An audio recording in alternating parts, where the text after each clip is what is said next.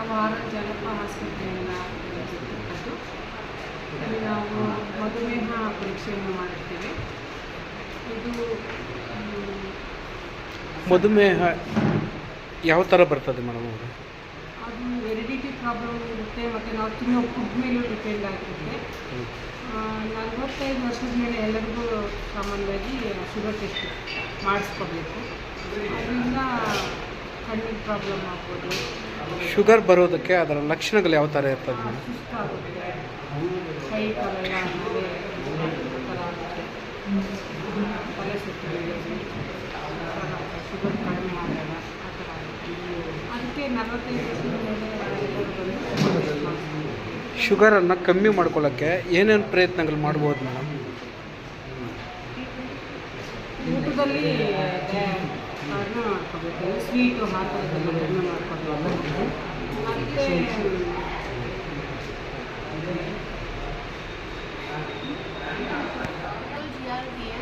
you have to first check your blood sugar level regularly once a week, and for regular checkup also you should go. And food care is very important in the diabetic patient who are having high blood glucose levels. And to maintain, you have to do a lifestyle management, that is 30 to 40 minutes of walking. Along with that, you should reduce your weight if you are overweight or obese, and then reduce the intake of fatty food like saturated fats and trans fatty acids, and you should take polysaturated fatty acids, and complex carbs should be taken along with that. And food care is important. Reduce sweets, and regular checkup, go to hospital, take medication on time.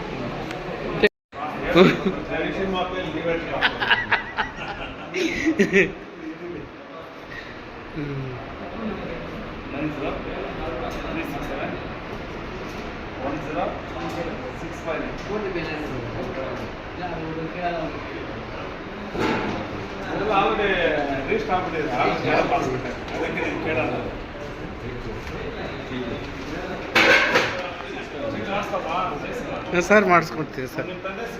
ಹ್ಞೂ sir.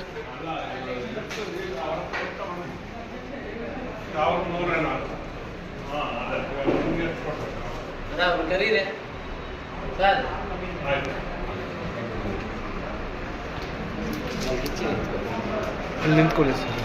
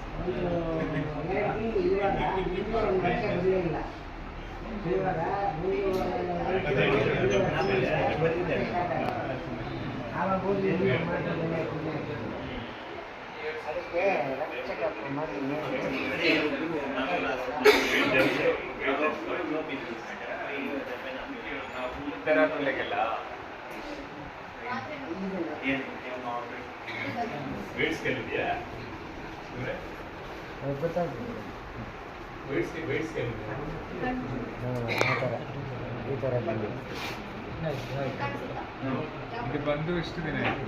1 ವರ್ಷ ಮೇಲಾಯಿತು. ಇದು ಇಲ್ಲಿ office ಈಗ ಮೊನ್ನೆ ಬಂದಿರೋದು, ಅದಕ್ಕೆ ಮೊನ್ನೆ ಬಂದು 1 ವಾರ ಆಯಿತು. ಆವಾಗ ಇಲ್ಲಿ ಮಾಡಿ ಬಂದಿದ್ದೀನಿ, ಸ್ವಲ್ಪ ಕಮ್ಮಿ ಆಗಿದೆ. ಸೊಳ್ಳೆ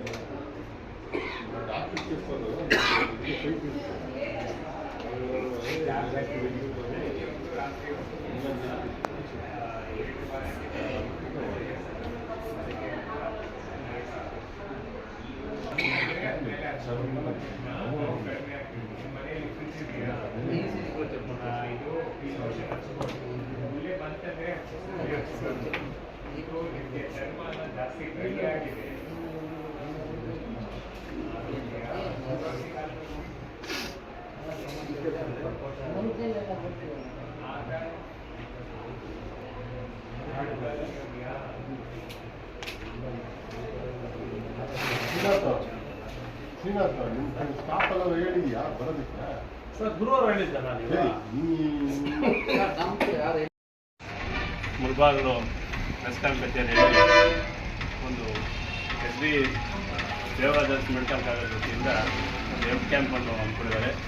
ಈ ಒಂದು ಮುಳಬಾಗ್ ಬೆಸ್ಕಾಂಗೆ ಸಂಬಂಧಪಟ್ಟಂಗೆ ಸುಮಾರು 150 ಜನ ಅಧಿಕಾರಿಗಳು, ಲೈನ್ಮೆನ್ಗಳೆಲ್ಲ ಇಲ್ಲಿ ಕೆಲಸ ಮಾಡ್ತಾಯಿದ್ದಾರೆ.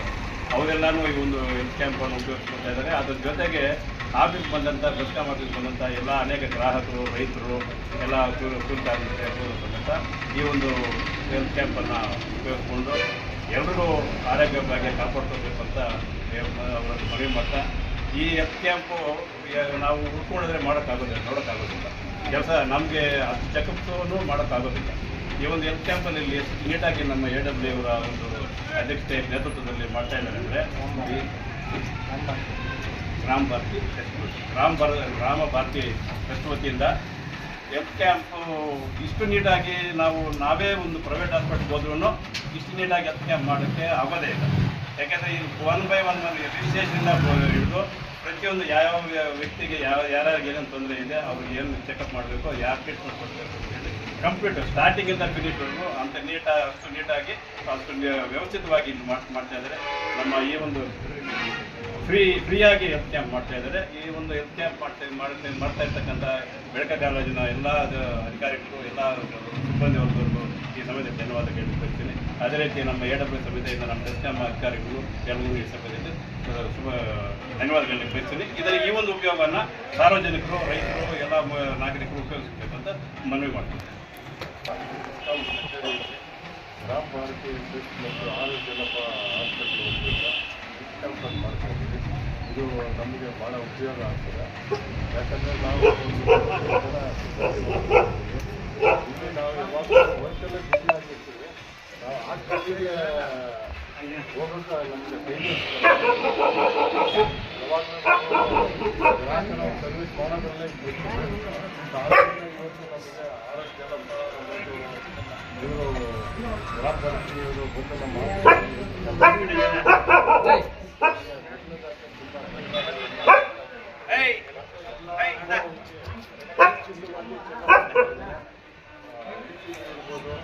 ಮತ್ತೆ